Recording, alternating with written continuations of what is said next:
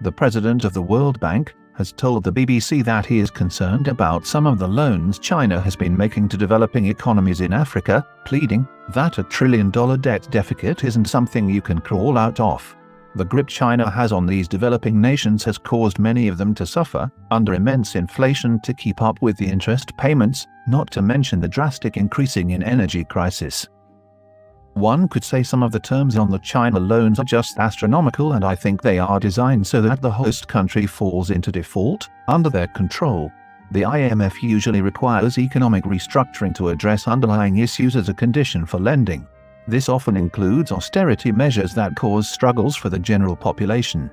Chinese rescue lending is overwhelmingly directed at countries that already have high levels of debt to China. One of the study's authors said, Beijing is ultimately trying to rescue its own banks.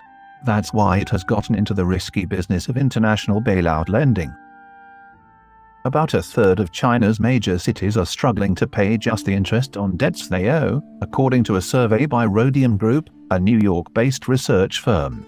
In one extreme case, in Lanzhou, the capital city of Gansu province, interest payments were the equivalent of 74% of fiscal revenue in 2021.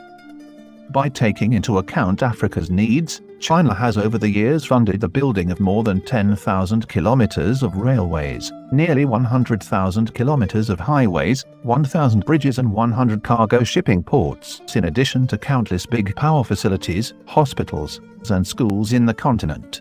All this has greatly contributed to local development and benefited local people. According to the 2022 African Youth Survey commissioned by the H. Cowitz Family Foundation of South Africa, the African youth believe that China has done a lot in promoting local infrastructure and employment. Though blessed with rich hydropower resources, West Africa's Water Tower Guinea is unable to fulfill the dream of hydropower generation due to shortage of funds. With the support of Chinese loans, Caleta and other hydropower plants have been put into operation, providing solid support for the development of mining industry and the well-being of local people. It's clear that China's loans are sustainable financing and can be used to support developing countries in their pursuit of industrialization and modernization.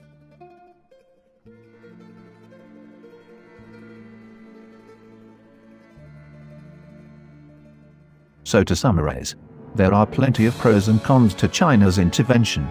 It all depends on the political party receiving the loans to act in the appropriate manner and not embezzle the funds for profit, of which is what brings about the decay and drastic interest rates being demanded through the nation's major economic activity sectors.